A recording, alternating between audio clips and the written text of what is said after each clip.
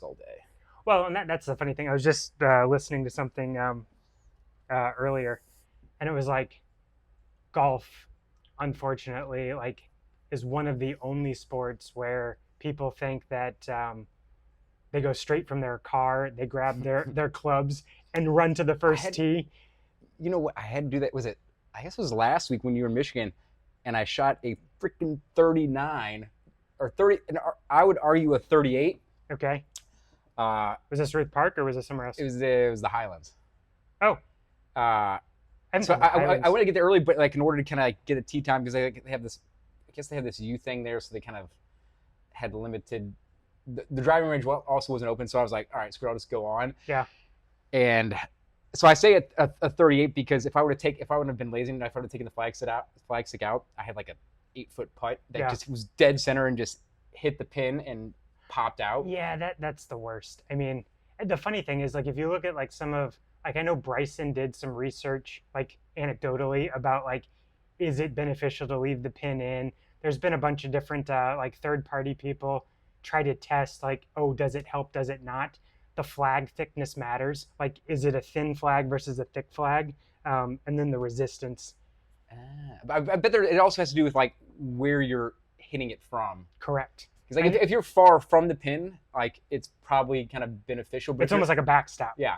Whereas if it's a shorter range putt, it almost can be deflected versus like keeping it, So Yeah. that's Yeah, but I didn't have a single. So it's so funny how golf is, but I didn't have a single triple putt, okay. which was huge. Yeah. I mean that's the name of the game. I mean, if you can eliminate three putts, um, that right there is going to lower the score.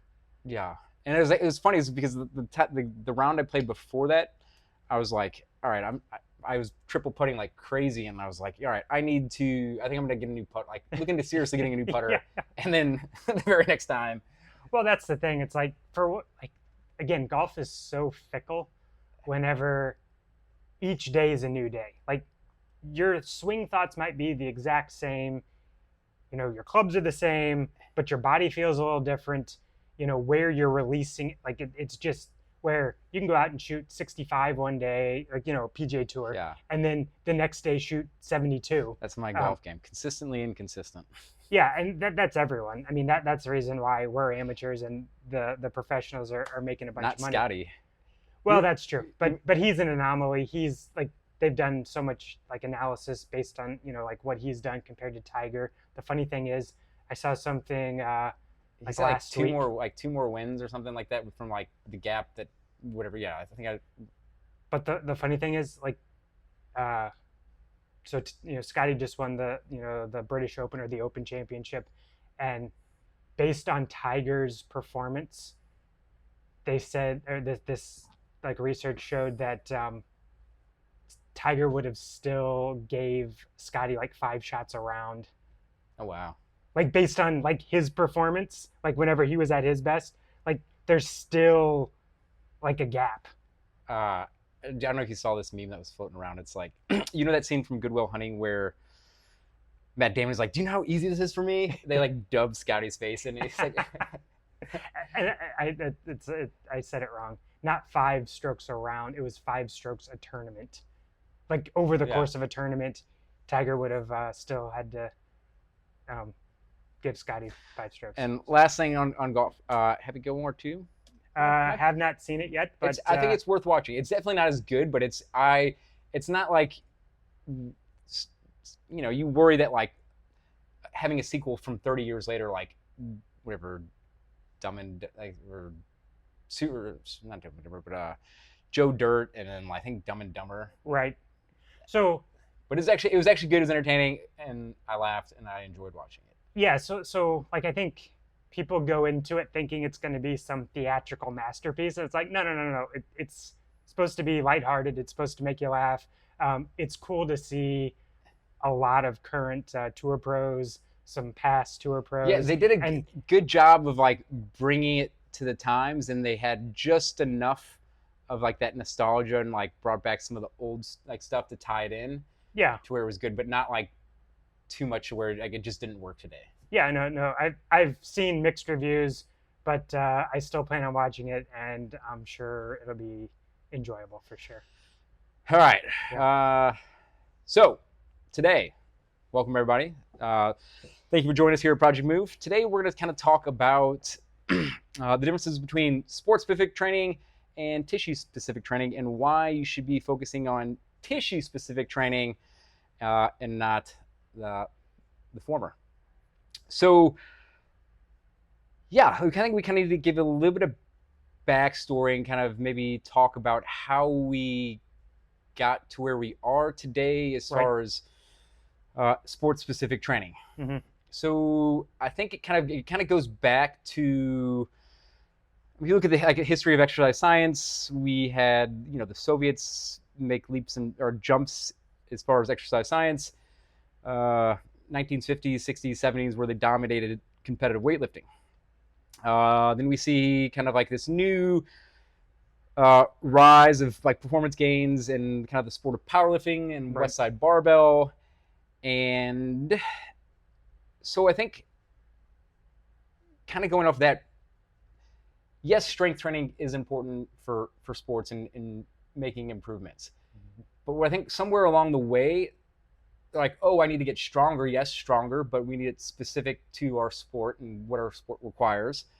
Somewhere along the way, people are like, oh, I need to get stronger. Well, let's take a look at, the strongest people, these powerlifters, Right. Olympic weightlifters. Yep. And let's just do what they do, because that's how we get stronger. We got to do what they're doing. Mm-hmm. So Mm-hmm. what they didn't account for is that weightlifting and powerlifting is a specific sport. So part of their sport is a lot of skill work, and a lot of that skill work is more volume in weightlifting. Correct. So we end up getting to this volume problem, like throwing in too much volume for this sport-specific training. Yeah, and I think that maybe down the road could be a whole separate episode. But I definitely think that we kind of got off the rails when we just started to do what the powerlifters were doing. Because if your old high school coach, he basically just mimicked a powerlifting program and implemented it for the the football team, and then every other program was just like an offshoot of the football program. So I think that it just leaves a lot of room for, or it doesn't leave a lot of room for the skill required to be good at your sport. Whereas if your sport is weightlifting, you're kind of mixing the two. Whereas all we're trying to do with strength training to improve baseball or to improve whatever is we're trying to anchor to those specific strengths that we need, and then to be able to tap into that whenever we go play our sport. Yeah. So, yeah, with this powerlifting, weightlifting, you can even throw in CrossFit there. Part of it is like they need that volume to develop the skill and the technique in Right. order to be more efficient at their sport, because their sport is basically an external display of a specific movement of completing that lift. Correct. So you need that skill work, so you have to do more training via weightlifting. Mm-hmm. Now, if you're a baseball player or soccer player, we just need to understand what it is that sport requires of that athlete's anatomy, Mm-hmm. kind of break that down, and then train that accordingly.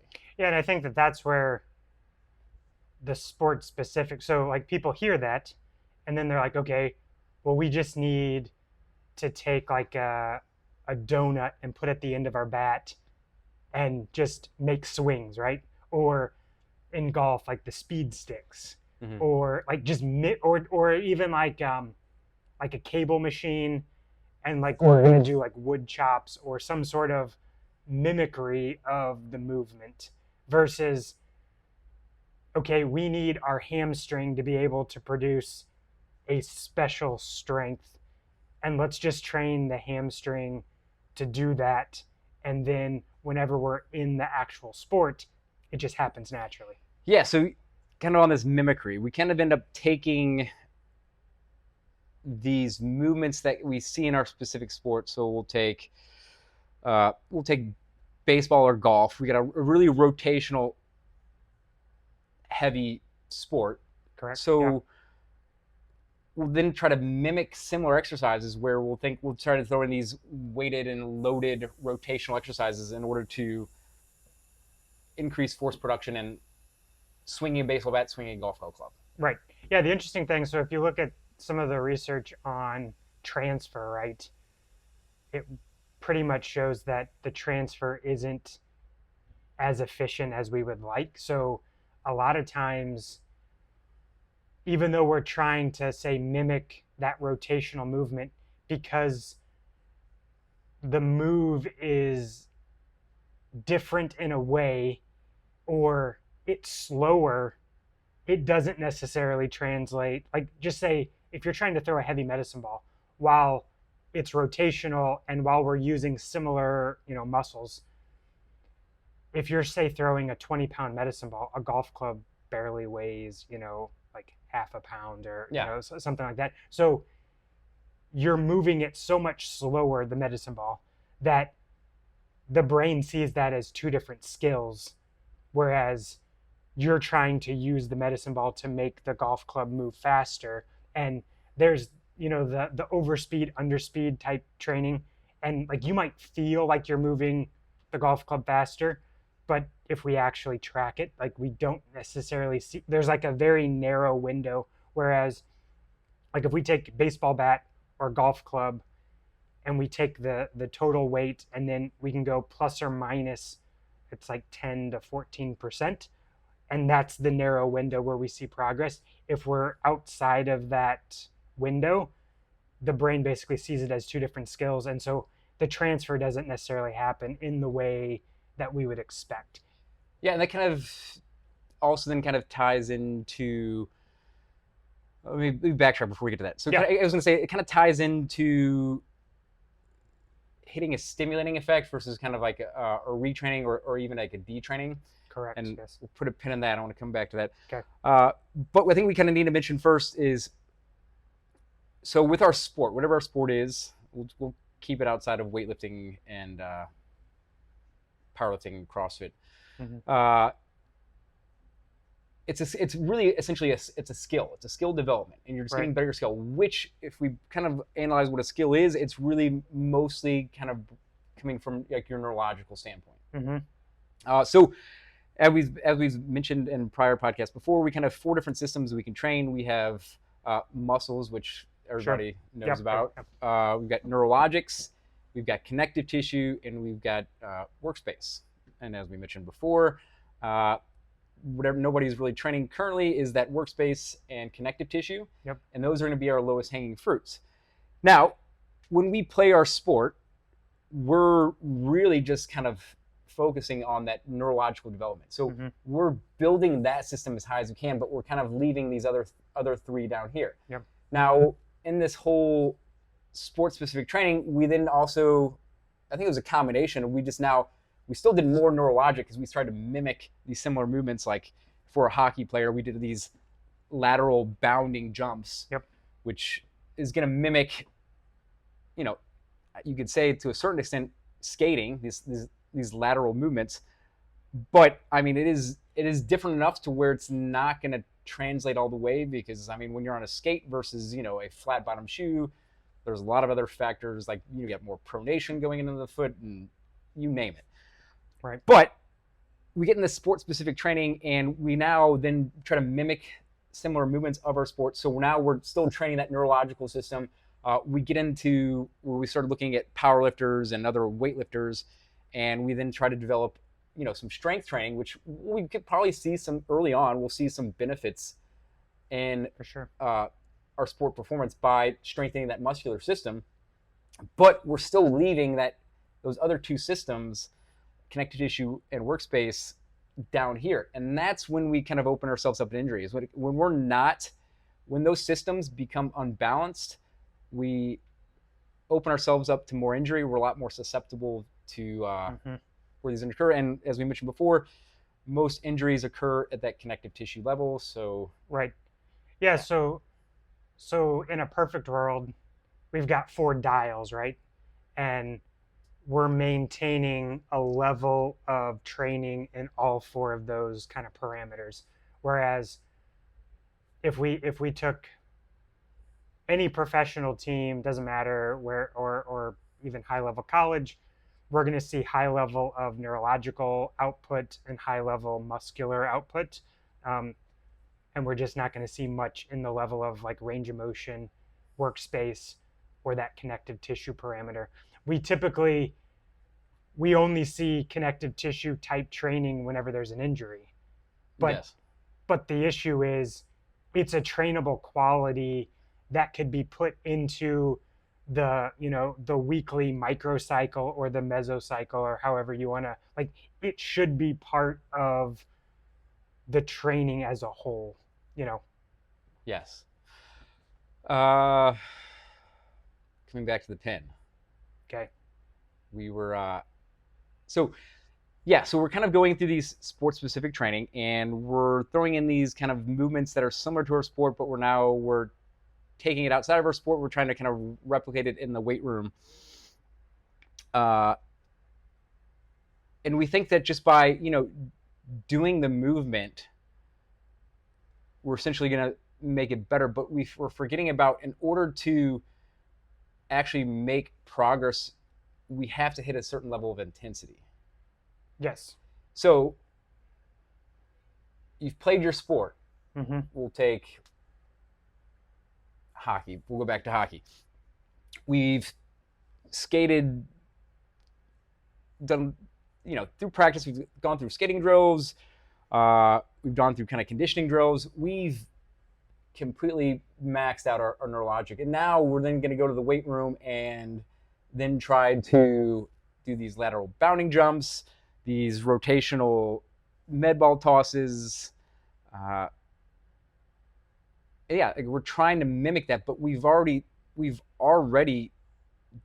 the neurologics. So we need to go after these untrained areas to really see like the importance, because then if we're not hitting that stimulating effect, we're essentially then detraining. And why you can get away with that in your lower level athletes, when you Mm-hmm. get to those upper higher level athletes and you try to have that, you can actually end up making them worse, because then they're going to start to accommodate to these like detraining, these non-stimulating zones, and they'll actually be up worse because of it. Yeah, so I think if we take And maybe we can go like specifically kind of get an example, like we'll talk about like hip workspace. So like if we're a lower body athlete and we're trying to mimic our sport movements, if we're not hitting that stimulating effect, our body's going to accommodate, and we'll actually, because it's not stimulating, we're going to see our body accommodate to this not as intense as it need to be range of motion or exercise, and you will see our workspace start to kind of like shrink up. Yeah, so that stimulating zone, that's where the change occurs. We have that kind of retraining zone. That's where we kind of maintain the quality. And then we have the detraining zone.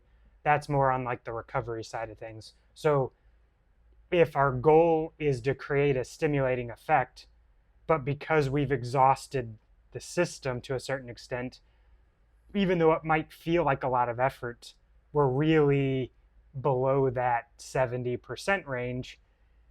We're now in that stimulating or almost detraining zone. And so even though it feels like a lot of effort, it's not actually giving us a stimulating type response, which then it just comes down to now we're wasting resources, right? Yes. Where we could have spent that resource recovering or doing something else versus trying to put more time and energy into kind of that thing that we've already trained. Yeah. So kind of getting back, this tissue specific training versus sport specific training, we need to, whatever our sport is, we need to break down what sport it is. I mean, we're playing. I mean, Obviously, soccer is going to be different from baseball, and you name the sport. But then also, then even get even more specific, because once we get, as we advance in our sport and get better, the more specific, and unfortunately, the more specific we have to get in our training in order to get improvements. Right. So if you're a beginner, honestly, it doesn't matter what you do, but the more high level the athlete is, the more specific they need to be. So that's where we're really targeting the beginner or the untrained athlete. We can get away with a lot of things where we're trying to get people kind of out of that stagnation zone to that next level, right? Yeah, and that's where, and especially we'll talk maybe more of this here in a little bit in this episode, but it's where like GPP is so important, especially early on in your younger athletes, Mm-hmm. having a good broad spectrum, well balanced system for them to pull resources from.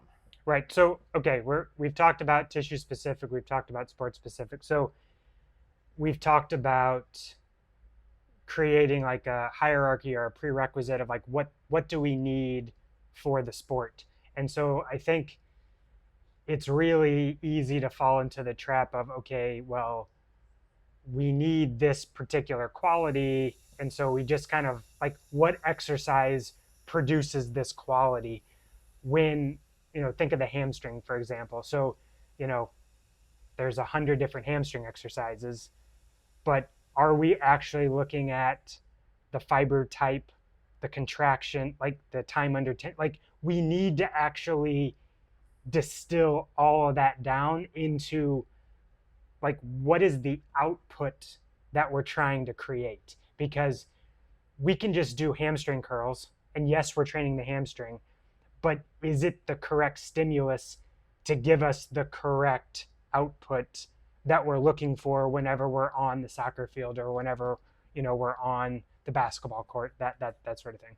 Yeah, so yeah, being more specific in our sport. So yeah, like we'll kind of maybe talk about that, like the hamstring you just mentioned. So maybe something like that's really important. Like we'll say maybe like your middle distance runners, Mm-hmm. like anything over 800. Like you're gonna need a good kick, Right. and hamstrings are gonna be very important. That'd be a great system to train to make you better at your sport. So we need to figure out specifically how and what we need for, let's say, that middle distance running, and how can we train our system to make us better at that. So yeah, like you can do leg curls, but is it going to be specific enough? Are we at a seated leg curl machine where we're, in hip flexion, we're bent, and we're just doing leg Mm-hmm. curls? Is it putting tension specifically in the where we need it? You may get a little bit, you may see some benefit, but as you get more advanced and you get to your upper level athletes, it's not specific enough. Because when we're in a full out sprint, we're in a big hamstring kick, we're going to be hip extension, knee flexion, and that's where we want to think about trying to give that athlete maybe more biology, more stiffness, for them to pull against in that. Whereas, early on in your athletic career, like, doing some generic seated hamstring leg curls might work, but as like I said, we get more advanced, we need to be more specific to what our sport is requiring. Right, and that kind of gets us into the patternization versus the kind of training the biological elements. Because if all we're doing is just mimicking the pattern, while improving the pattern is part of the skill, but we need to be able to improve the tissue so that the pattern almost emerges kind of naturally. Yeah, so no matter what our sport is, there is some external display of whatever your sport is, what you're saying. Yeah. But in order to do that sport, it's based off your anatomy. Yes. So the anatomy is always going to be your like restriction point, if you will, or your bottleneck. Because if you go on YouTube and you're like, okay, I wanna swing like Rory McIlroy. Well, do you move like him? Probably not. So you could try to mimic the positions, but you're not going to swing 125, like so the point is the anatomy has to be able to do what you're asking it to do. So if we just figure out how to train the anatomy to be able to output, that's going to give us the better result versus just focusing on the external display. Yeah. Um, So like, if we talk about like patternizing, so it's real easy because like every exercise that you've ever thought about, somebody has created. And so as soon as you say squat, you have a predetermined idea of what the squat means, right? And you're going to have some sort of parameter of like, okay, well, my feet need to be here, my spine needs to be here, my hips need to get to this depth to be a good squat. And while those are all fine, but it's like we need the biology to be able to do that. And so just training the squat isn't necessarily going to give you that biology. So we actually need to train the biology independent so that we're able to do the squat, not necessarily more squats or more deadlifts. yeah. And yeah, a squat may, like I said, yeah, it may develop more force producing tissue, which you can then therefore use in your sport. But we're then kind of, if we keep everything the same, we're kind of falling into this patternized, so we're going to kind of accommodate and get better specific at that. Whereas having more variability and doing squat like more force producing lower body exercises, having more variability just allows us more tissue to draw on into our sport. But then also there is a little neurological carryover, just being able then to then tap into that fiber at that certain length. Right. And so I think the common misconception, again, whenever we start talking about variability, is people confuse variability and variety.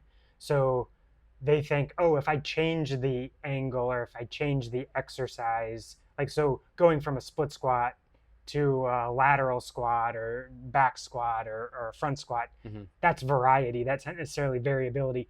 What we're talking about whenever we talk about variability is this goes back to the workspace concept that we're trying to maintain as much workspace as possible so that whenever the joint is slightly out of position, we can still produce force. So if we're always training the squat and our foot is 90 degrees or it's 15 degrees turned out, if that's the only place that we feel comfortable producing force, whenever we're on the field and our foot's at 30 degrees or our foot's internally rotated at minus whatever, like, are we going to be able to produce the maximum amount of force? Probably not. So we're trying to train the variability of producing force throughout the range of motion that the joint has, and that doesn't come from just changing the exercise.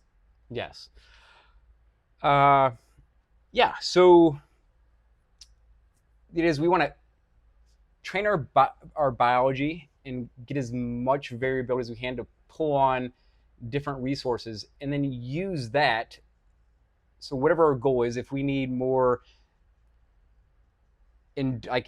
endurance in our muscles, or we need more stiffness, whatever the goal is, whatever we need more of, we train that accordingly, and then we now take that new athlete that with this new biology and we put them into their sport, and then their body will then, through playing their sport, figure out how to kind of use that new stuff. Correct. Instead of trying to like do this mimic exercise of our sport in the weight room, it's not going to translate over. We need to train the tissue and then take that person and allow them to kind of incorporate that into their sport, because it's like when you're playing your sport, it's kind of this teasing out of kind of what kind of works, and you're kind of like always working the boundaries of your biological limits. And then you're just kind of, by playing your sport and through sheer volume of your sport, you're essentially developing these neurological pathways to kind of like tie into what your current biology is. Yeah, and so this kind of goes back to the neurological resources, and if you spend a bunch of time training your sport and then in the gym you're mimicking your sport, it's like you're spending so much and you're not really working on those deficiencies or those other areas. Whereas, like baseball, like if you're doing batting practice and you're out there for an hour taking batting practice, and then all of a sudden, then after batting practice, now you go into the gym and now you're doing med ball throws and wood chops. It's like you just did max effort training, trying to hit a home run basically on every swing. And now you're going to go into the gym. Like it's never going to be like we talked about that stimulating effort. So it's like, why are we wasting resources in the gym trying to mimic? It's like, okay, if we did a thorough assessment and we figured out that your obliques need more fast twitch, whatever, we can isolate the external obliques on the left to be able to produce that force. Or if we need more hip, whatever, doesn't matter. We can actually determine the very specific quality, but no one's taking it to that level. They're just saying, oh, well, this person needs more hip, so they need more squats or they need a split squat. And it's like they're just hoping that that exercise transfers to allow them to get better at their sport. And it works, but it doesn't work as well as what we Well, would. I think yeah, then it really just kind of gets. I mean, if you're a relatively novice athlete, pretty much anything you do, you can do pretty much anything. It's going to help you improve. It's going to give you more. Correct. You're training new biology. You can then take that new biology, you funnel it into your. We're talking about the people who, I mean, who are current world record holders or even just plateauing and Yeah. really haven't seen much improvement uh, in their performance lately. That's when you start getting into more specifics, and then, like I said, kind of like prior episodes, bringing ourselves back to that beginner. So being able to have more access to more tissues to train, so that you can actually hit that stimulating effect. Right. So, I know we've touched on this a bit earlier, but, so the connective tissue, that's the weak link in almost all training programs. And we know most overuse type injuries occur in connective tissue, and it's over 50%. And depending on what you look at, it's upwards of 70% of all like athletic type injuries occur within the connective tissue. So yes, muscle tears can happen, and yes, we can have other injuries, but connective tissue winds up being where the majority of these injuries occur. So I think the common misconception is whenever we're training the muscle, the connective tissue just kind of comes along for the ride. And while there are some stimulating benefits, we can train the connective tissue or the white stuff specifically. And so while we might have, okay, we need more force production in this muscular tissue, but we might need more force absorption in this particular connective tissue. So if we take like a baseball pitcher, the elbow or the shoulder are the most injured typically whenever we're talking about a pitcher. So there are specific things that we can do to reinforce medial elbow tissue. It's not just more forearm curls, but we can do connective tissue loading for that elbow. So if we're trying to make a pitcher more resilient to valgus load of the elbow, there are ways that we can program that.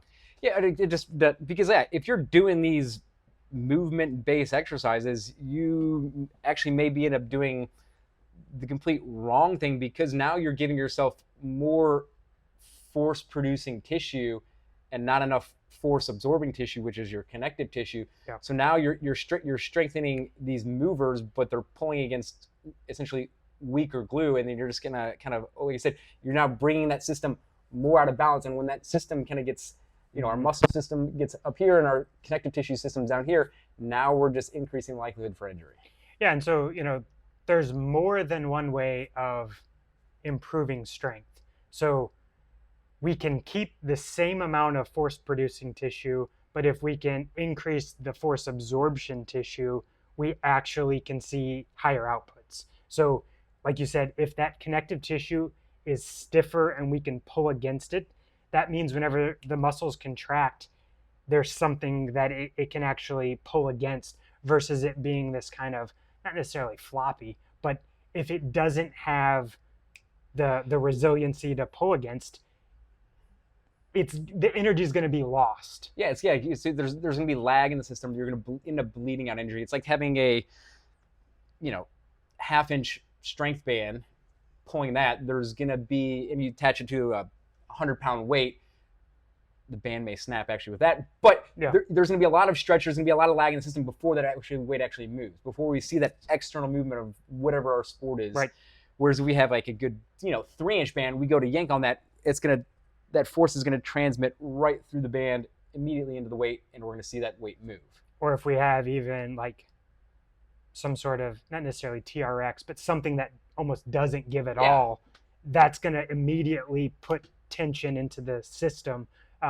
So like Keith Barr, he's a connective tissue kind of researcher, and he talks about like jerk in the system. And so like if there's slack and you go to create force, there's going to be this, like you said, lag before the muscle actually pulls. Whereas if we're trying to produce the maximum amount of force, we actually want to reduce the jerk in the connective tissue. So there are specific training protocols that we can minimize that lag in the system to be able to call upon the musculature as soon as we create the force. Yeah. Okay, so yeah, this actually brings me back in, or brings me into another point I want to kind of go over, and that is the frequency and the necessity when it may not be important for these kind of max effort lifts. Okay. So the idea is that we're depending on our sport, do occasionally or more frequently doing more max effort lifts. Right. And this is the idea is that we're trying to keep our neurological output at a high, and that's going to vary depending on what the sport is. Yeah, and I know we talked about earlier, not necessarily in a negative light, but how the majority of training winds up being in that neurological zone, if you will. And it's still important to maintain, but it's not something that we need to be emphasizing maybe as much as traditionally is held. So I think that we can talk about like the neural net concept, where the neurological system kind of helps connect the dots, if you will. And the stronger that neural net, the more connections we can create. And I feel like that max effort training, while we might not need it as frequently for, say, powerlifting as we do for golf or baseball, it is still important to anchor to that max effort lift so that we can kind of create those connections, if you will. Yeah, and like I said, it'll be more effort if our sport demands more high neurological output regularly, like football. Right. Whereas if you're a golfer, maybe once every week or 2 weeks. Yeah. And I think that, golf's unique in a way that you might anchor with the max effort training, but you might also be doing some sort of speed work with like your actual driver. So like you could go to the range and instead of just hitting like fairway finders, actually try to hit it as hard as possible and not worry about where it's going, just to know that's my ceiling, if you will. So there's, and I guess hitting could be the same way, like in baseball, trying to just mash it versus just, make contact. Yeah, so let me see, maybe correct me if I'm wrong, but But the idea of doing these more max effort lifts, and it's going to be dependent on what your sport is, how often you need to do it. Hmm. But the idea is, by doing a max effort lift, you're essentially allowing your nervous system to access as many like motor neurons, motor units as possible, so you can draw on them quickly. So whether it's for strength or it's for speed, by doing more max effort lifts, it just gives us more neurological capacity and the ability to tap into them quicker. Correct. Yeah. So, if you think of sport, the best athletes are the ones that can produce the most force the quickest. So, if we can anchor to that, we're going to maintain our performance over kind of a longer period. So, while we might in one light kind of say we're not emphasizing it, it's still important in the grand kind of overall theme, if you will. Yeah, and I guess another thing that's worth mentioning on this is the also then to now take those max effort lifts and use that ability to create neuro drive and then funnel it into uh, our training for other areas like workspace. Yes. Yeah, probably more workspace, expanding into more workspace rather than connective tissue. But the idea is, in order to, I mean, if we're trying to get stronger, when we do more strength training and more max effort lifts, the idea is we're at a high intensity, putting a good amount of weight on the bar in order to get stronger. It takes somewhere, 80, 90 Mm-hmm. max effort Mm-hmm. in order to really create the change, to get over that. So taking that neuro drive capability that we get from a max effort lift and then using that to then expand into new ranges of motion will give us the maximum amount of increase in workspace. Yeah, and that's a really good point, because to truly expand workspace, it has to be a max effort to drive that change. I mean, yeah, even if it's not true, but it's like, why not try to get the max out of it and Right. improve the maximum range Right. of motion you can?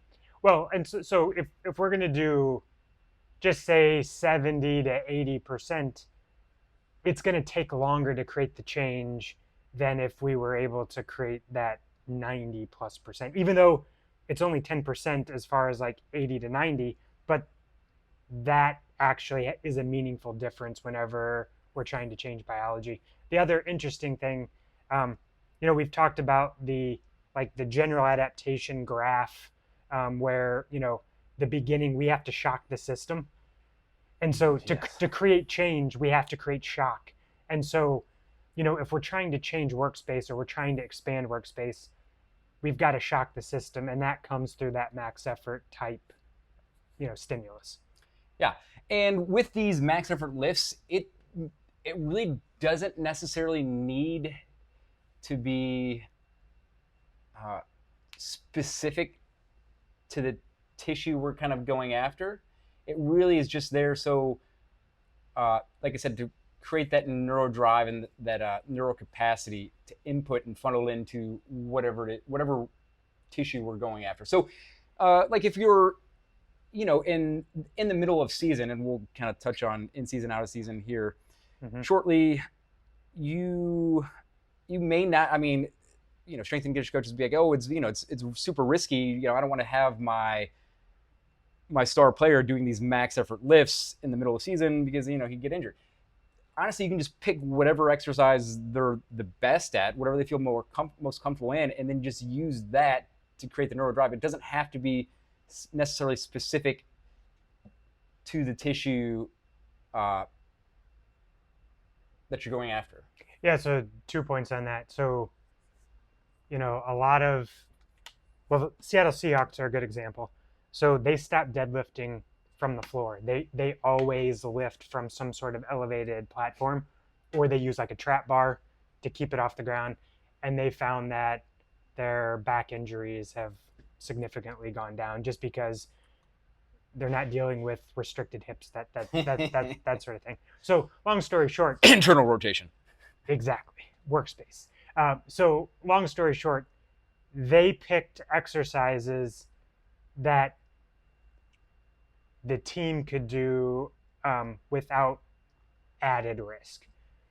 That then allows them to put max effort into those lifts without any additional, fear of, oh, now we're going to create a back issue. The other thing to your point about not being specific. So the whole point of this conversation is tissue specific versus, sport specific. And now we're talking about anchoring to max effort. So the max effort training that we do allows us to then use whatever it feels like to do max effort. You have to know what that feels like.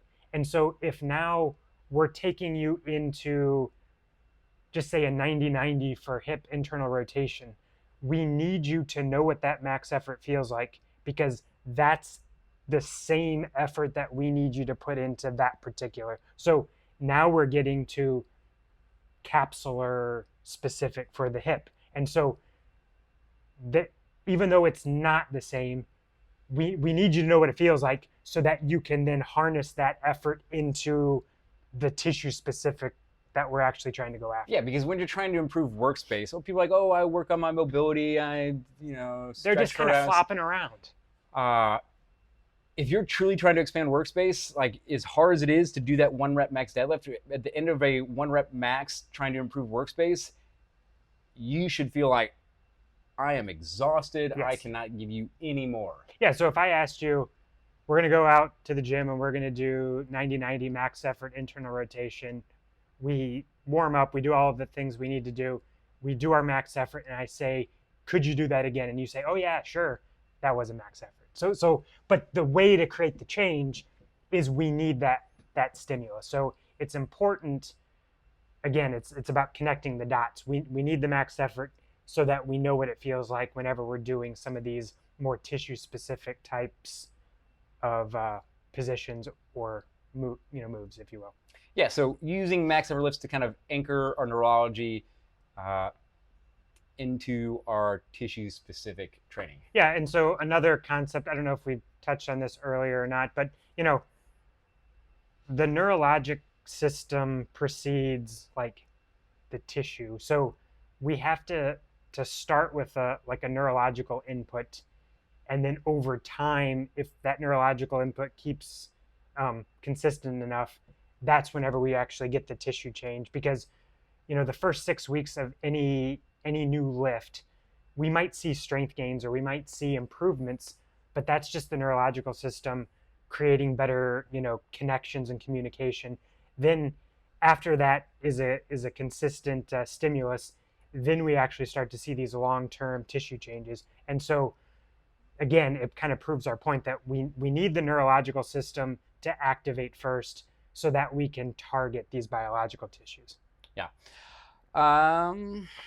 Okay, so yeah, kind of maybe let's transition into, kind of just touched on it, in season, how we don't want to be necessarily doing, we still may need to touch on these max effort lifts in order to keep that neuro drive, but we don't want to increase the risk of injury during in season. Mm-hmm. So let's kind of maybe talk a little bit about in season versus out of season and kind of what we should target during each. Whereas so in season, this is kind of where we're trying to just kind of really just keep what we have. We're not really going to get much performance gains because we're in season, we're practicing regularly, and then we have game scenarios where we're going to be at a high neurological output. So most of our resources are going to be kind of wasted in that neurology. So we're just going to have a fine amount of resources to actually put into improving our anatomy. Yeah, so we've got those 4 dials, if you will. We've got the neurological system, we've got the muscular, we've got the connective tissue, and we've got the joints. And so really in season, we're just trying to kind of hold steady with all 4 of those as best we can. We might put a little extra work into one or the other if we have an opportunity to, but typically in season, it's just about kind of maintaining. Whereas out of season, that would be where we're talking about trying to improve qualities that either have dropped off. I don't think we touched on this yet, but like a baseball pitcher.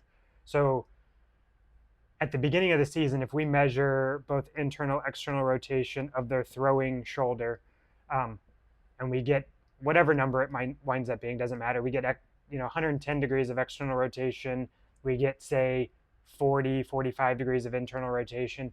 Um, and then if we track that throughout the season, we're going to see a gradual reduction, kind of, because the body is kind of accommodating to that particular movement. Well, on an acute level, we'll also see that they pitch, say, on Monday.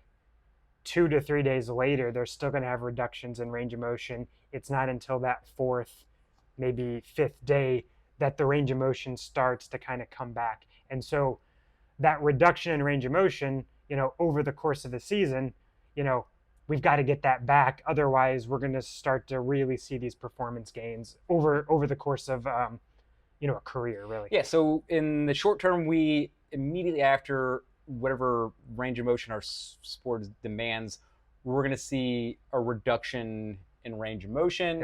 Yep. And then as you get rest, it will slowly come back. But then as the season goes on, it's slowly shrinking as well.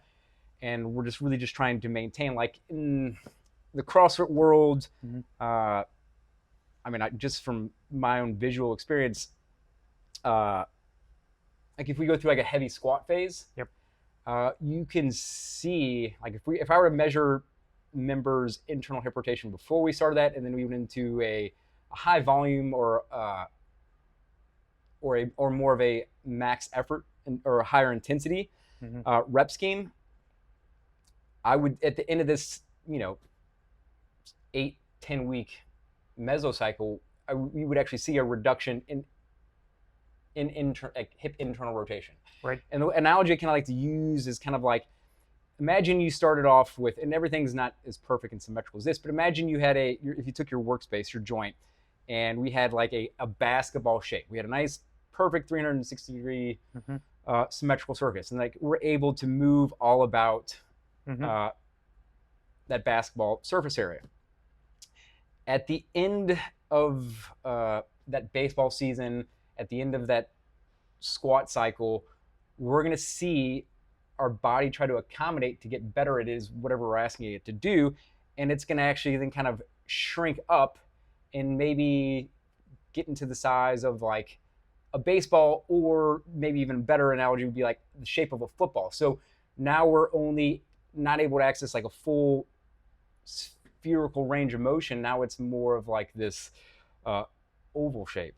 Right. So the body basically says, you only need this particular range of motion for the squat, or you only need this particular range of motion to be able to throw the baseball.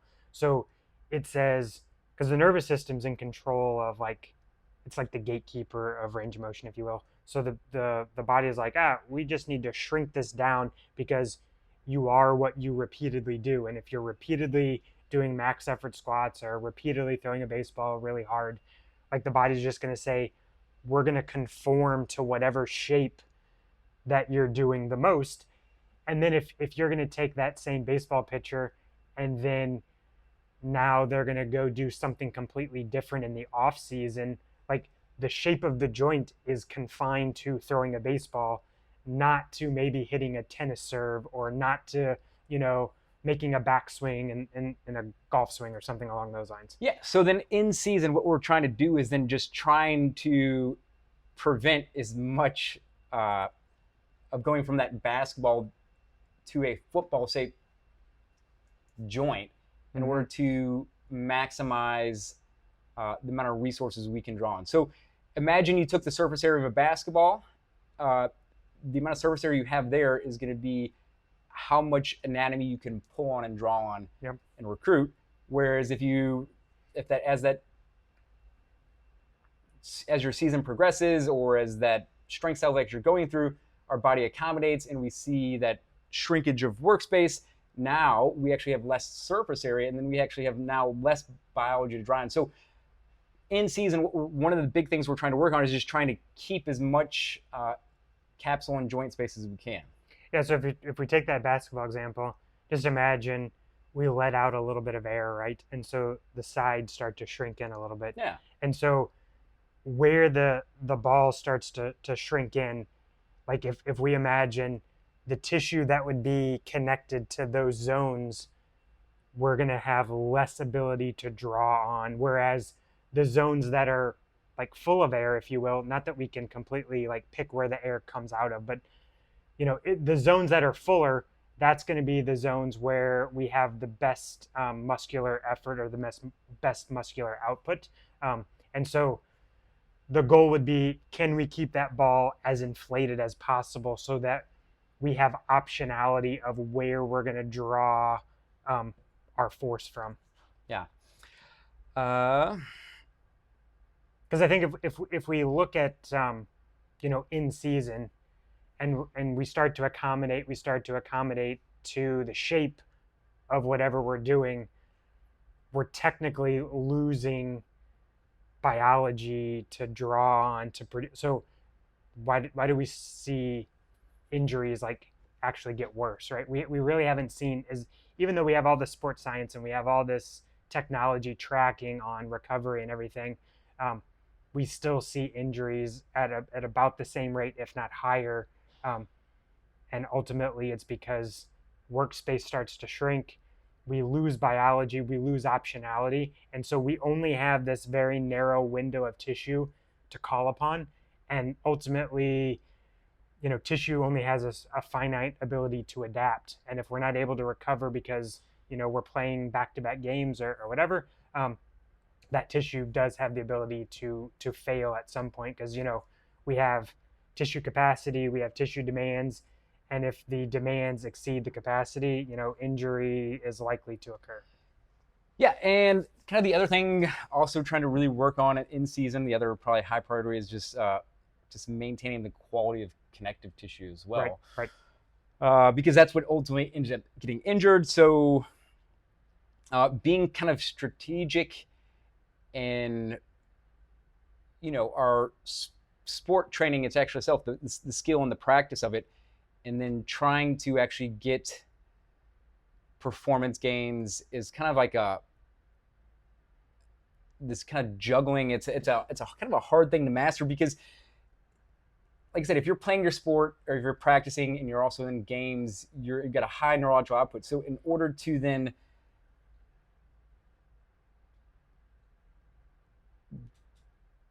train a part of your anatomy that you're trying to improve performance, it's going to be hard because we're not going to be able to have that neuro drive in order to create that stimulating effect that it takes to create change. So I'm not saying it can't be done, but like you kind of have to figure out and analyze what we just practiced and what we kind of blew through and kind of expended our resources on, and then maybe that next day in training we tried to almost tackle a completely different body part. We can then maybe kind of get some, uh, still do some sort of, uh, performance work during season, but it's really just going to be more maintenance and trying to keep what we have. And so, trying to maintain connective tissue. I know you kind of. Yeah, so the connective tissue is kind of the scaffolding or the architecture that the muscle lives in, right? And so we need that to be stiff enough or compliant enough to give us something to pull against whenever we create muscular contraction. So the connective tissue is definitely something like in season, we're just trying to maintain.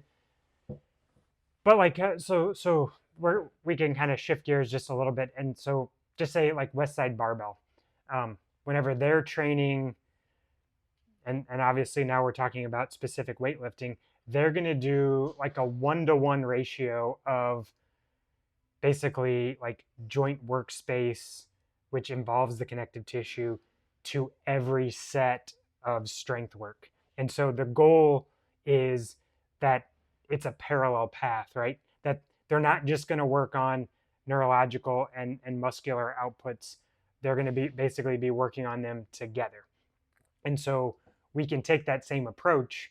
And, if we're talking about baseball, um, like during batting practice, like we can be doing, some hitting drills, but then we can be pairing that with some sort of rotational movement for the shoulder, for the hip, or even for the spine, that we're trying to just keep what we've got. And then in the off season, that's where we need to do both an in-season assessment and off-season assessment to know like what we started with, what we lost, and so that gives us an idea of like where we need to focus our training to get that back, right?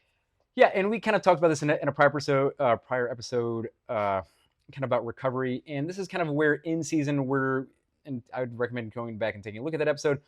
Uh, this whole idea of like loading at length and just trying to help with recovery, to help kind of funnel resources in to the areas we've been kind of blowing up during season, Mm-hmm. to kind of help with the recovery process, but Right. then also try to maintain some kind of stiffness, in order for those force producing muscle tissues to kind of pull against. Yeah. So if we look at connective tissue has directionality, and like you said, loading at length is really like the key stimulus to create connective tissue architecture, if you will, or the ability for the connective tissue to maintain its integrity.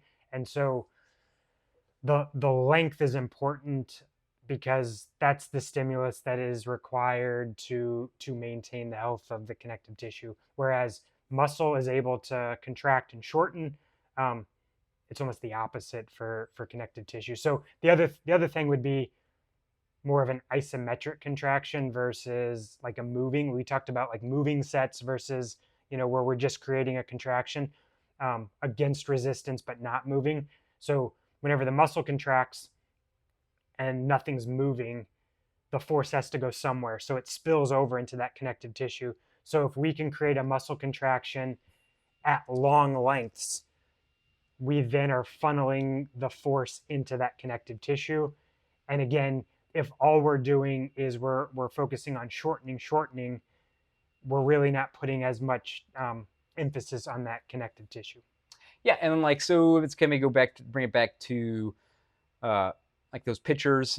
So connective tissue work during in season would just be like long isometric holds for those external rotations.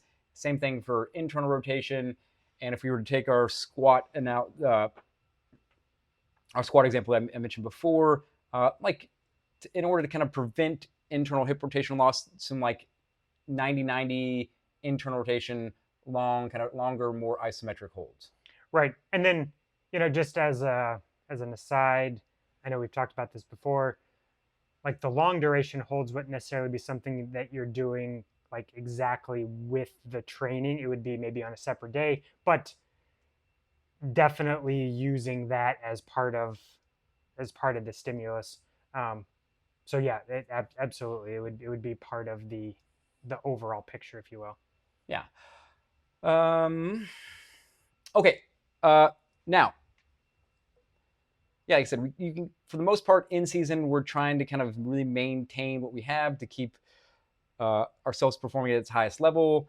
And then that off season is kind of now where we can really go after these performance gains in areas that we need. And that's why, as you mentioned before, having like an in-season analysis of kind of where we're at, and then Mm-hmm. As soon as the off season starts, we can kind of figure out where our lowest hanging fruit is, Right. and based off our performance, where we know we were struggling. That's kind of, we use that off season now to specifically target the tissue for performance gains. Yeah, and I think everyone has the idea that bigger, faster, stronger, and the idea is, oh, we need more output, or we need more force production. And if I can give you more workspace and I can give you more connective tissue stiffness, you don't necessarily need as much force output as you think. That you're going to be seeing performance gains coming at it from a slightly different angle rather than because most people have enough strength and they have enough neurological output. That doesn't mean that we can't still be stimulating those and creating improvements. But if you're at the level of where you're already performing relatively well, those qualities have been developed over the last several years. The places where you're deficient are going to be the connective tissue and the workspace. So we can see performance gains by just, even in the off season, not because like every sport has relative qualities of like, okay, if you can get to 2 times body weight in a squat or a deadlift, you're strong enough, right? In like jujitsu, you need to be able to control you and you need to be able to control another person. But if you're in a particular weight class, like you're relatively equal. So you don't need like getting to a 500-pound squat, you're not necessarily going to be able to see that much difference in performance. Whereas if I give you more workspace, and if someone puts you in, like this chokehold or something, you're going to be able to get out of it if you have more range of motion, more workspace, rather than just pure force. Yeah, and that kind of made me think of something. So you kind of talked about like you need to do like have so much strength. So I guess whenever you're working out with a strength and conditioning coach, I feel like they should be able to kind of answer specific questions. So it's like if you're a basketball player, how much do you need to be able to back squat in order to dunk a basketball? Yep. If they don't have an answer to that, then why are you spending 3 hours a week, trying to increase load? It may that you could very well already have enough, force producing muscle tissue. You just might not have enough stiffness in order to be able to transmit that force quickly to be able to get off the ground and grab that rebound or dunk a basketball. Right. So making sure you're doing an analysis and have somebody that can really kind of assess where you're at and be able to answer those questions and kind of, peel back the onion and keep going layer by layer. It's like, I feel like most fitness professionals, if you ask them why you're doing a certain exercise, I mean, they could probably give you an answer. If you ask them a follow-up question on that, they still maybe to give you an answer, they might not seem as confident. But like I said, the deeper you go and keep asking questions, right, eventually they're going to reach their limit where they're going to kind of fumble through everything. But the ability to be able to kind of like answer those questions to where it just kind of makes sense, I think is kind of the key, at least in trying to find somebody to work with. But yeah, we don't want to be, like I said, we need to assess where we're at the end of that season and where our performance needs improvement, and then tackle that specifically, because we may not, like I said, we may not need to increase more weight on that back squat, because it just may be we need more connective tissue in order to transmit that to get off the ground. So having this assessment, whereas if you're just going right into a back squat, you may just be wasting time, because now you're just, like I said, creating more discrepancy in that muscular system compared to that connective tissue system. So if you're doing, heavy back squats, like I said, you may be leaving your connective tissue down here, and you could actually see your ability to your vertical jump actually decrease. So like you may be able to like I said, you could be doing the wrong thing. So you could be increasing weight in your back squat, but you could actually see your vertical jump still decrease. And people are like, how is that even possible? Well, it's because you have this imbalance in your system and you're not able to transmit that force to whatever the goal it is you're trying to do. Yeah, so it's interesting because I just seen something with baseball, and so like the transfer of like trunk rotation to arm is like one of the keys to being able to either throw for long distances like from the outfield, or to create velocity from pitching. So it's like, we talk about like in golf ground reaction forces and using the legs and trying to help transmit force that way. Sure. But this baseball performance coach was like, and this was specifically more for catchers, but learning how to throw like from your knees to be able to just transfer from the trunk to the arm. And then as soon as you stand up, and then now you have the ability to use your legs and to use the ground, it's almost like you have this like extra gear.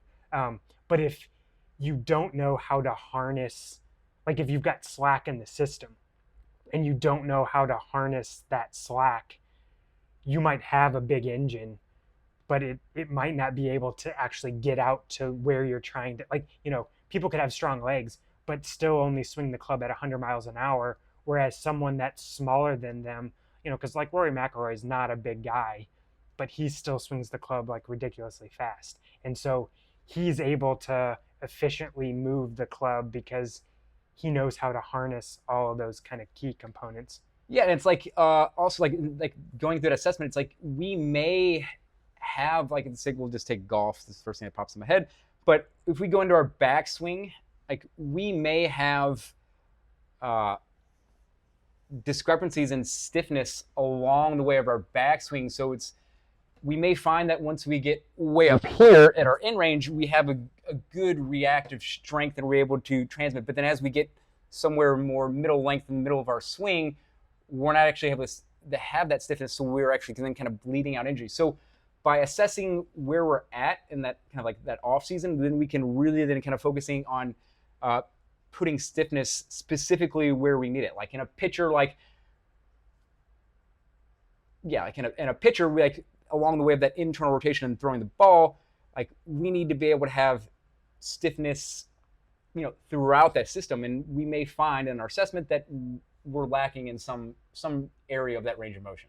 Yeah, and I think that we've talked about this earlier, but I think it's good to kind of, so if we're a baseball player, we're not a power lifter, and if we're a golfer, we're not a power lifter. So just getting stronger, or if we're a basketball player, just getting stronger for the sake of getting stronger is wasting time and wasting biological resources that we could be doing something else with. So the prerequisites of like we know where the best athletes are, we know kind of where our targets need to be, but chasing more for the sake of more is not necessarily going to give us better performance. Now, if we're a weightlifter, if we're Olympic lifting, powerlifting, CrossFit, like that's a different story. So that's not exactly what we're talking about at the moment. But I feel like chasing strength for the sake of strength, while it's important, and I'm not saying that it's not important, we could be chasing the wrong thing, where we could be making gains from this connective tissue output or joint workspace, those types of things that are more crucial to the actual sport rather than just pure strength. Yeah. So yeah, and then also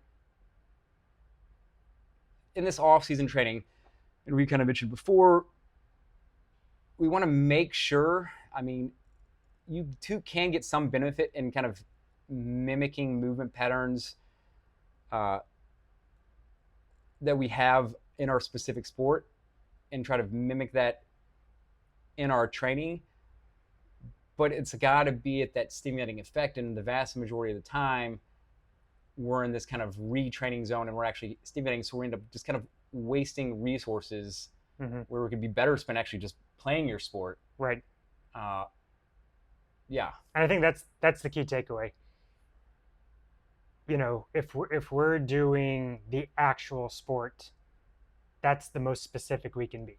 So mimicking it in the gym, one, it's not as specific as actually doing the sport, and two, it's likely not going to be at a high enough intensity to truly make the change or to shock the system. So again, it comes down to like you only have so many hours in the day. So like, do you want to be wasting resources and wasting time, or do you actually want to be spending it doing the thing that could be making a difference? And I would also say, as an aside, you can use some of that mimicry in a way to make, like, again, golf swing change, like, because sometimes if we're trying to make a swing change and you're worried about where the ball's going, like but that's not what we're really talking about. So we can use different implements to feel different positions so that we can then transfer it into the actual golf swing. But really, what we're talking about here is more about the training of the tissue to be better at the sport. And mimicking is always going to be like a substandard way of doing it. Yeah. So like, well, let's maybe take hockey for instance. So hockey off season, unless we're trying to change some sort of mechanics in our skating, uh, these lateral bounding broad jumps maybe not be the best thing for us. What we need is maybe more. Our shifts are maybe anywhere from 30 to kind of 90 seconds in hockey. Right. We either going to need more maybe fast twitch efficiency or slow twitch efficiency muscles for those longer shifts. So we need to then work on or training that tissue. It doesn't have to be in these lateral bounding jumps. It could be, but the likelihood of you actually getting it to a stimulating effect is not going to be where it's needed to be. Like, so if we're trying to improve fast twitch efficiency, we want to take you kind of up almost to failure, but with a few reps in the reserves, failing under 40 or somewhere under that 40-second time to say, hey, we need to get better at fast twitch recruitment. And that could be with split squats, any single leg exercise, back squats. But as long as we're hitting the intensity within the time domain specific to whatever the goal is we're trying to improve, that's kind of what we need to be focused on and making sure it's actually reaching that stimulating effect. Yeah, and so we can do that with a particular named exercise like you just mentioned, or we can say what tissues are involved in skating or in whatever we're trying to do, and then we might put you in a position that doesn't look anything like the sport, but it's in the fiber direction of that particular tissue, and we're going to demand that tissue create the stimulus that we're trying to achieve. So we're looking at a 30 to 40-second time under tension, max effort type of scenario, or just under max effort, if you will. And so it might not look like anything that you would see in the gym, but we're in the exact fiber direction of the exact tissue that we're trying to train. So we're actually training the tissue specific output that we would need in skating, but it doesn't look anything like skating. Yeah, and then we take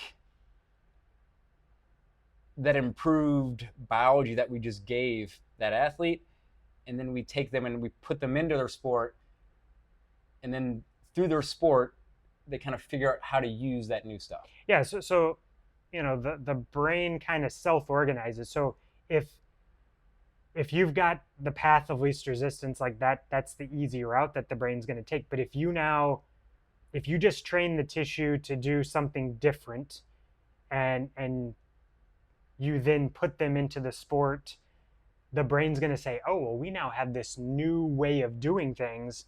Instead of doing it the old way, we now have the option of doing it this new way, or using this new tissue contraction.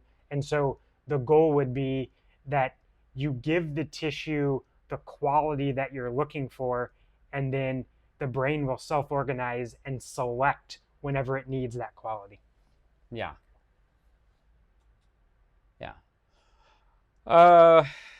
Anything else for out of season training? No, I mean, I think that the big thing that we keep kind of coming back to is establishing prerequisites, establishing a baseline, and then that obviously gives us like the roadmap of like what we need. So if you do your preseason screening or assessment, you're going to know where the athlete stands, and you're going to know what qualities they might be slightly deficient at or what they excel at. And so it's like, okay, we know what their performance is. We probably just need to maintain that. And then that's going to give us our targets. We know that certain ranges of motion are going to be decreasing. We know certain things are going to be, just because of the season itself. So we already will have a game plan as far as what we need to be doing in the off season, and then determined by the performance, we might even need to make some tweaks along the way. But I think the prerequisites, the establishing kind of that point A so we know where we're going, I think that's a really big key component as far as the in season, out of season. Yeah, because we can see performance increase in 4 different areas. Like we may, just by giving yourself more force producing tissue, which is probably the most common thing, trained. Yep. Neurologics are skill. You probably just go play your sport. But connective tissue, if just by training connective tissue specifically for connective tissue, we can get more stiffness. We can get more fast reaction, less lag in the system. So just by training connective tissue, we can see performance gains. But then also giving yourself more joint and workspace, have more access to more biology. Just by training that, we could see performance gains. So figuring like establishing where you're at, and then where we can, where our lowest hanging fruit is, and like I said, it probably might just be coming from those joint space or connective tissue, and then training that accordingly. Yeah, and I think the other thing, you hear connective tissue, you hear muscle, and so not all connective tissue is the same, right? So ligament is not the same as tendon, and tendon in certain areas is not the same as tendon in other areas. So again, we need to know what tendon we're training and where to determine the type of stimulus that we're trying to input. So um, again, just being more specific in our inputs rather than just doing general loading to the overall system. Yeah, and as we get better at our sport and as we get more advanced, it's what it's going to take. It's just going to take more specificity. We're going to have to get more intentional, go after that untrained tissue, to where it's like if you, when you first started working out, first starting your sport, pretty much anything you did wouldn't make improvements because it's all untrained tissue. Yep. It produces the shock to the system that we talked about earlier. And this kind of makes me want to transition to kind of like more working with youth in sport specific training. And you see a lot more specialization much earlier now, but that doesn't necessarily mean we need to specifically break down the ranges of motion that a younger athlete has, and then really just try to develop, internal rotation to try and increase throwing strength in a, youth athlete. We probably still want to, this is where it's actually going to be, we probably still want to actually now focus more on more GPP and having a good overall base. Absolutely. Yeah. So establishing that well-rounded base is the key, right? But the four ecologies that we talked about earlier, there's going to be a little bit of a connective tissue component. There's going to be some joint workspace components. There's going to be, obviously muscular strength and neurological, like all of those things are still part of it, but it's on a more general kind of wider scale versus, we see this in early specialization with youth sports where there's really no off seasons, and they go straight from a high school team to a select team to a fall ball to a, like it's never ending. So at that point, like they have no time to recover. They have and it's like all they're doing is pitching. And then, a lot of these coaches are like, well, we don't want you playing the outfield, or we don't want you, playing a different sport. We don't want you. Oh, one of my best friends, his son's actually a really good athlete. I think his two biggest sports are baseball and soccer. I think he's a little bit better at soccer, but like his coach doesn't want him playing on a soccer team. He needs to be fully committed to baseball. Yeah, and I'm not saying that's necessarily bad, but there is something to be said about being well-rounded, yes. And having multiple different biologies to kind of to pull on it and use and whatever resources are. And that kind of made me kind of also then think about why we're maybe seeing all these increased injuries at the highest level. And then maybe that's just because like we're it's such an early, trying to specialize so early on, we're developing more of an imbalance, and it's just compounding over time. But so by the time we get to that professional level, we have an even bigger discrepancy in those ecologies, those systems, Hmm. which is, like I said, just going to help, is just going to increase the likelihood of injury. Yeah, so we talked about the neural net concept, and so if you over specialize too early and you don't have that well round, like the amount of connections that the neurological system has to pull upon, it's a relatively narrow kind of bank to pull from. Whereas, if you're playing soccer, you're going to have a good aerobic base. You're going to have, leg strength. And then, you can take that to potentially baseball, or if you're a track, like all of that is important. Then basketball, maybe in the fall. Like having different stimulus in different directions and different tissues is definitely important to just kind of create this, like you said, well-rounded, diverse um, athlete, if you will. But there's nothing wrong with specializing per se, but the problem winds up being these injuries that we talk about. So the specialization that potentially, like, I think we've talked about this before, so professional baseball pitchers are professional baseball pitchers because they had very specific adaptations to their throwing arm early on. And so if you're not exposed to throwing at an early age, you don't get the bony remodeling that takes place that allows the arm to get into these crazy ranges of motion. So as the child or as the kid is developing, there's actually torsion that happens to the humerus that allows to create this necessary range of motion to produce the amount of force necessary. So, um, it doesn't mean that though that they're pitching from 6 years old all the way into high school and up into professional sports. It just means that you know they were playing tennis, they were playing volleyball, they were doing a variety of different things that allowed their shoulder to kind of be into these positions that are necessary to be able to produce that.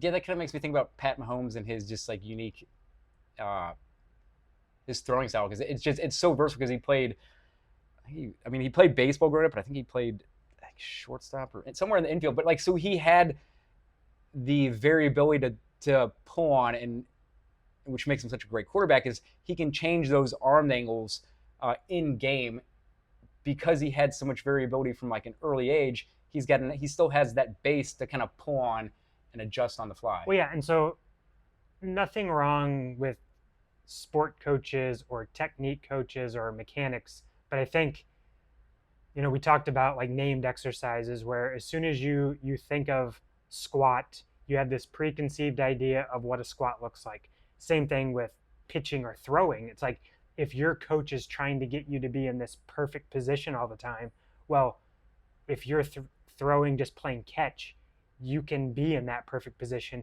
But whenever you've got a 300-pound lineman chasing after you and you've got to go from a different angle, like if you've never done that before, Yeah. you're gonna fumble, or you're gonna throw an inaccurate Or pass. like trying to grab a rebound in basketball, you're not going to be able to go, all right, feet hip width apart, all right, down and up. You're going to be feet staggered. You're going to be jumping, rotating. It's having that variability and establishing that from an early age just creates that base that we can then develop as we just get older and get better at sport. By having that base, now we can get more specialized into trying to develop those specific tissues. Yeah, and we talk about like the pyramid, right? CrossFit has the foundational of like gymnastics, right? And that's like being able to control your body weight. Yeah. And then after you have established that, then you can go to more weightlifting, and then you can get into the very specialized skills. And so that GPP that we're talking about is really that base of the pyramid, and being as well-rounded, because if the pyramid has that narrow base, the pyramid is only as high as it is wide, right? Typically. Yes.